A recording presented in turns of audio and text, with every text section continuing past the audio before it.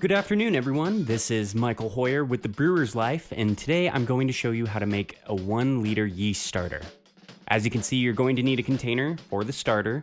I use a 2,000 milliliter Erlenmeyer flask as it's pretty easy to read the increments and is made of Pyrex, so it can handle drastic temperature changes without any issue. You're also going to need a scale. Any scale will work just fine as long as it can measure to the single gram. I've also got a pot to boil in, pale malt extract, a stir bar, a stir plate, and finally some yeast nutrient. Alright, so first thing you're going to do is measure out 1 gram of dry malt extract per 10 milliliters of water. I'm going with 110 grams for my estimated 1,100 milliliters. And yeah, technically 1 liter is 1,000 milliliters, but I always give myself a little extra. Now I'm going to go ahead and add that 1,100 milliliters of dechlorinated water to the kettle. I say dechlorinated because it's been through a charcoal filter to remove the chlorine.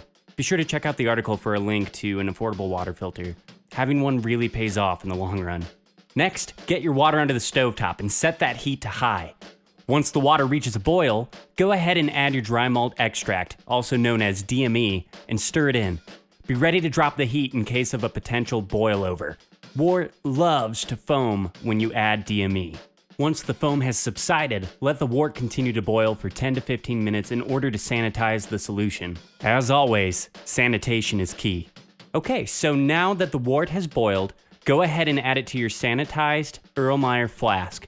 From here on out, we have to keep everything that comes into contact with the wort nice and clean in order to avoid any potential infection down the line. You'll next want to place the flask in a cold water bath to get the temperature down to about 65 to 72 degrees Fahrenheit.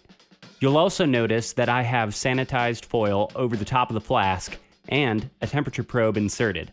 The probe lets me keep track of temperature, and the foil keeps out any potential bacteria. After the wort is cooled, carefully drop in your sanitized stir bar.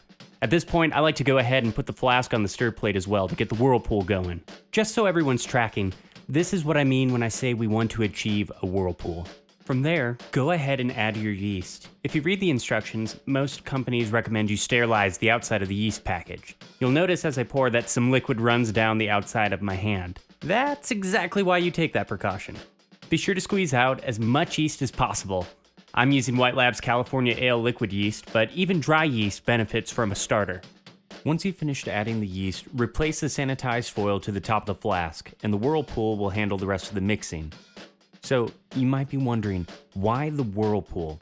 Well, the whirlpool not only helps keep the yeast in suspension, but it also pulls in oxygen to aid with the development of healthy yeast cells. The yeast nutrient that was mentioned at the start of the video can be added during the initial boil of the dry malt extract. I recommend a quarter teaspoon. The nutrient has everything the wort doesn't in order to aid with proper fermentation, the key player being zinc. Now, with everything wrapped up, keep the starter at a normal fermentation temp between 65 to 72 degrees Fahrenheit. I typically let my starters go for 24 hours, but there's some flexibility to that number. Once the starter is complete, you can either add the liquid directly to cooled wort, or you can simply chill it in a refrigerator for a few hours, decant off the excess liquid, and then store the healthy yeast in a sanitized container with distilled water. Thanks again for watching this tutorial on how to make a 1-liter starter, brought to you by The Brewer's Life. Be sure to subscribe to the channel, and for more great info and tutorials on brewing, visit our website at thebrewerslife.com. I'm Michael Hoyer. Keep on brewing.